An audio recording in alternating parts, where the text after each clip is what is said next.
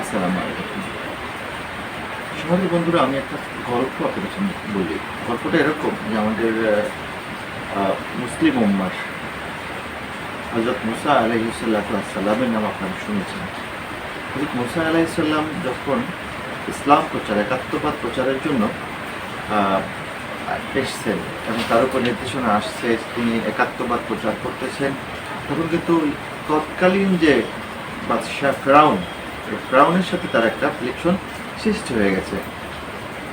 এখন মিস্টার ফেরাউনকে যখন বলা হলো যে পৃথিবীতে এই পৃথিবীর মালিক হচ্ছে মহান রব্বুল আলামিন আল্লাহ জাল্লা শানহু, এখানে আপনি আপনাকে খোদা দাবি করেন, আসলে আপনি খোদা নন, আপনি ভণ্ড।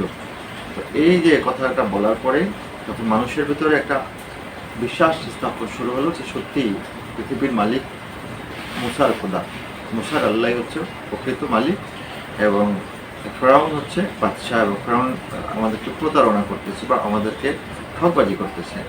এই বিষয়টা যখন মানুষের ভিতরে দানা বেঁধে উঠতেছিল, ঠিক তখনই এই আপনার ফেরাউন সে কী করলো, সে একটা উপায়, পলিসি অ্যাপ্লাই, মানে ট্রিক্স, যেটাকে আমরা বলি ট্রিক্স, মনে রাখবেন আমাদের কিন্তু পলিটিক্স, ট্রিক্সের একটা অংশ। ট্রিক্স হচ্ছে কৌশল, কৌশল অবলম্বনের চেষ্টা করলো। তখন তো সভাসদকে বললো যে তোমরা একটা উপায় বের করো। তখন একটা উপায় বের করলো যে উপরে গিয়া মানুষদেরকে জমায়েত করে নির্দিষ্ট একটা দিনে উপরে গিয়ে তীর মারতে হবে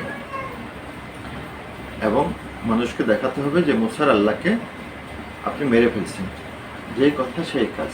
বেশ, এখন বিষয়টা হচ্ছে যে উপরে গিয়ে তীর মারবে কীভাবে। তখন তারা চিন্তা করলো এই যে একটা পলিসি, ট্রিক্সটা দেখেন, একটা পলিসি তারা অ্যাপ্লাই করলো। সেটা হচ্ছে যে সভাসদদের ভিতর থেকে সবাই মিলে একটা সিদ্ধান্ত আসলো যে উপরে ওঠার বাহন মাত্র এক তৎকালীন সময়, যেহেতু যানবাহন ছিল না, হেলিকপ্টার ছিল না, বিমান ছিল না, কোনো পদ্ধতি সুপারসনিক পদ্ধতি ছিল না, যার কারণে তারা চিন্তা করলো যে বড় বড় শকুন যে আছে, তৎকালীন সময়ে ওই অঞ্চলে শকুনের খুব প্রাদুর্ভাব ছিল, তখন তারা বড় বড় শকুনদেরকে ধরে নিয়ে আসতে বললো এবং তারা শকুন ধরে নিয়ে আসলো। শকুনদেরকে ধরে আনার করার পর দেখা গেল যে ওই শকুনদেরকে তারা তো ক্ষুধার্ত না, এ কথাটা মনে রাখবেন যে তারা কিন্তু ক্ষুধার্ত ছিল না, কিন্তু তাদেরকে ক্ষুধার্ত করতে হবে, তীব্র ক্ষুধার্ত করতে হবে, তাহলে তার যে কৌশলটা, তার যে কার্যটা, যে কর্মটা সে করবে, সেই কর্মটাকে হাসিল করা যাবে। This is the point. এখন তারা কি করলো, তারা এই অনেকগুলো শকুনকে, বড় বড় শকুনগুলোকে একটা ঘরে বদ্ধ করে রাখলো এবং 1 দিন 2 দিন 3 দিন 4 দিন 7 দিন ধরে তারা সেই শকুনগুলোকে কোনো খাবার দিচ্ছে না। 7 দিন পরে সব অ্যারেঞ্জমেন্ট করলো যে একটা চেয়ার হবে, যে চেয়ারটা হবে একটা বিশেষ পদ্ধতিতে, সেই চেয়ারের হাতাগুলোর সাথে যেন শকুনদেরকে বেঁধে রাখা যায় এবং একটা বেল্ট থাকবে, সেখানে যেন ফেরাউন বসে নিজেকে বেঁধে রাখতে পারে এবং তার সাথে একটা হুইল, এর মাথায় একটা স্টিক থাকবে, সেই স্টিকের সাথে বড় বড় যেন মাংসের টুকরাগুলোকে বেঁধে রাখা যায় এবং সেই স্টিকটাকে যেন হুইলিং করা যায়, যে উপরে তোলা যায়, নিচে নামানো যায়। এইভাবে একটা বিশেষ চেয়ার তারা তৈরি করলো এবং সেই চেয়ারটা সময় মতো, ঠিক যথাযথ সময়ে সমস্ত মানুষদেরকে ইনভাইট করলো যে তোমরা এই পাহাড়ের পাদদেশে আসো, আসার পরে আজকে ফেরাউন আল্লাহকে, মুসার আল্লাহকে মেরে ফেলবে। এই কথাগুলো কিন্তু আমরা ইসলাম থেকে, অর্থাৎ এই ইসলাম থেকে এখানে আরও কিছু কাহিনী আছে, মর্তবা আছে, এটা পাওয়া যায়। দেখা গেল যে এই যে ট্রিক্স, তাকে ক্ষুধার্ত শকুনদেরকে চেয়ারের পায়ের সাথে বেঁধে দিল আর মাংসের টুকরাগুলোকে স্টিকের মাথায় বেঁধে দিল। এরপরে তারা কী করলো, তার যাত্রা শুরু করলো। এখন উপরে হুইল উপরে তুলে দেওয়ার পরে দেখা গেল যে মাংসের যে টুকরাগুলো ছিল উপরে উঠে গেল আর শকুনরা তখন খাবার, তীব্র ক্ষুধায়, যন্ত্রণায় খাওয়ার জন্য ছটফট ছটফট ছটফট করতেছে ও পাখা ঝাপড়াচ্ছে। আর যখনই পাখা ঝাপটাচ্ছে তখনই চেয়ার সহ উপরে উঠে যাচ্ছে, উপরে উঠে যাচ্ছে, উপরে উঠে যাচ্ছে, অনেক উপরে উঠে যাচ্ছে। কিন্তু যত শকুন উপরে ওঠে আর মাংসের টুকরা উপরে ওঠে, শকুন উপরে ওঠে, মাংসের টুকরা উপরে ওঠে। ঠিক এখন দেখতেছে মানুষ যে হ্যাঁ এবার ফেরাউন কি করছে, অনেক উপরে উঠে গেছে, পাহাড় থেকে অনেক উপরে উঠে গেছে, উঠে গিয়ে একটা তীর উপরে মেরে তারপরে আবার সেই হুইলটাকে ঘুরাই দিয়েছে। হুইলটা যখন ঘুরাই দিয়েছে তখন শকুনরা দেখলো যে উপরে তো মাংস না, মাংস তো এখন নিচে। তখন তারা কী করলো, তারা দ্রুত মাংস খাওয়ার জন্য আস্তে আস্তে নিচে নামতে শুরু করলো, আর সেভাবে সে নিচে নেমে আসে। গল্পটার মূল বিষয়টা কি জানেন?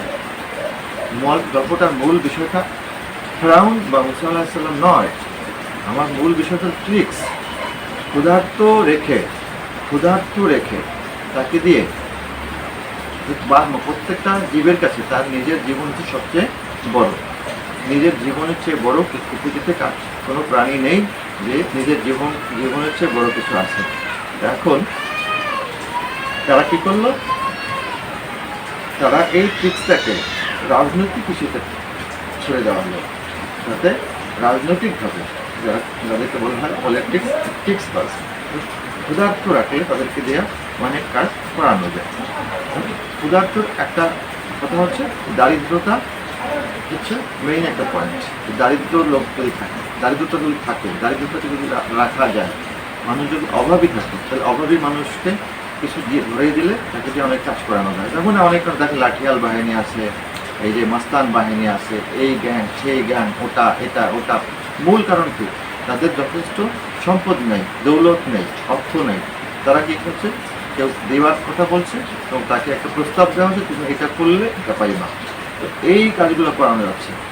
যদি ক্ষুধাকে দূর করা যায়, দারিদ্রতাকে দূর করা যায় এবং তাকে যদি পেট ভালো থাকে, তাহলে সে কিন্তু ওইদিকে হাত বাড়াবে না, কারণ লোভের বশবর্তী হয়ে যদি বাড়ায় তো প্রশাসন তাকে ধরে ফেলবে। কিন্তু ক্ষুধার জ্বালা যখন বাড়ায় তখন তাকে ধরা যায় না। ক্ষুধার্ত মানুষ যদি সংখ্যা বেশি হয়ে যায়, দারিদ্রতা যদি বেশি হয়ে যায়, কে কাকে ধরবে? এখন মূল টার্গেট হচ্ছে দারিদ্রতাকে দূর করতে হবে। দারিদ্রতাকে যদি দূর করা যায়, ক্ষুধাকে যদি দূর করা যায়, অভাবকে যদি দূর করা যায়, তাহলে কিন্তু আমাদের অন্যান্য যে সেক্টর করাপশন, আমরা যেটাকে দুরাচরণ বা অনিয়ম তান্ত্রিকতা বলি, সেগুলো কিন্তু কমিয়ে আনা সম্ভব হবে। তো এই যে একটা সিস্টেম, এই সিস্টেমটা তো নতুন না। অর্থাৎ দারিদ্রতাকে জিয়ে রাখতে হবে, দারিদ্র করে রাখতে হবে। যদি দারিদ্রতা না থাকে তাদেরকে বশীকরণ করা যায় না, বশে আনা যায় না। ইস্ট ইন্ডিয়া কোম্পানি কিন্তু আসার পরে এই এত বড় অঞ্চলে কিন্তু মানুষদেরকে দারিদ্র করতে হবে, এই কার্যক্রমটাই তারা আগে গ্রহণ করেছিল। তারপরে তারা তাদের স্বার্থ মিছিল করেছে, এখন সেখান থেকে চলমান আছে। আর আমাদের কাজ হচ্ছে দারিদ্রতা বিমোচনে আগে কাজ করতে হবে। যদি দারিদ্রতা না থাকে তাহলে অন্য যে অপচয়গুলো আছে, অন্যান্য যে অনিয়মগুলো আছে, সেগুলোকে দূর করা সম্ভব হবে। আর কাউকে যদি আপনি কিছু বলতে চান যে না তুমি এটা করো না, তুমি যে এই কাজটা করো, এই কাজটা খারাপ কাজ, একটা ভালো কাজ করো, তুমি ভালো কাজ আপনাকে দিতে হবে। আপনি যদি ভালো কাজ দিতে না পারে, সে যদি প্রপারলি একদম সাস্টেনেবলিটি কাজ করতে না পারে, তাহলে সে কীভাবে আপনার কথা শুনবে? আপনার কিছু ভায়োলেশন করবে, সে তো বলবে যে দূর না জানতো আপনি আপনার কাজ করেন নিয়ে। কিন্তু আপনি যদি তাকে একটা কাজ দিতে পারেন, তাহলে সে নিশ্চয়ই আপনার কথা শুনবে, কারণ সে দেখবে যে না সত্যি আপনি একটা ভালো কাজ তাকে দিয়েছেন। এখন কথা হচ্ছে যে এই কাজ এটা করবো কীভাবে, করার কি কোনো উপায় আছে? হ্যাঁ, উপায় তৈরি হয়ে গেছে। এখন কথা হচ্ছে যে আমাদেরকে এগিয়ে যেতে হবে, মানুষকে দারিদ্রতা মুক্ত করতে। অর্থাৎ একটা জিনিস সত্য কথা, যে যদি সক্ষম আয় থাকে, যদি সচ্ছলতা থাকে, তাদের সন্তানরা ভালো স্কুলে লেখাপড়া করে, তাহলে সন্তানরা অবাধ্য হয় না। যদি সক্ষমতা থাকে, সচ্ছলতা থাকে, তাহলে পুষ্টিকর খাদ্য খাওয়া করতে পারে, তাহলে অসুস্থ কম হয়। যদি সক্ষমতা সচ্ছলতা থাকে, তাহলে ভালো লোকের সাথে আত্মীয়তা করতে পারে। যদি সচ্ছলতা সক্ষমতা থাকে, তো সমাজে ভালোভাবে প্রতিষ্ঠিত হতে পারে, সমাজে একটা মান মর্যাদা নিয়ে মানুষ অবস্থান করতে পারে। কিন্তু আপনি দেখেন যে একটা বিষয় শুধু দারিদ্রতার অভাব, যদি সচ্ছলতার অভাবের কারণে মানুষ ক্রমান্বয়ে বাই লেভেল বাবা ছেলে নাতি পুতি সহ সবাই নিচের দিকে যাচ্ছে। কিন্তু শুধু সক্ষমতা যদি থাকতো তাহলে তারা সবাই উপরের দিকে আপ লেভেলে গেছে এবং আমরা একটা জনসম্পদপূর্ণ দেশে রূপান্তরিত হতে পারতাম। আমার কথাগুলো হয়তো আপনাদের কাছে নতুন মনে হচ্ছে বা পুরাতন কথা মনে হচ্ছে, আমি নতুন কিছু বলছি না, কিন্তু নতুন যেটা হচ্ছে উপায় তৈরি হয়ে আছে এবং এটাকে নিয়ে আমরা কাজ করতে হবে। ভালো থাকবে।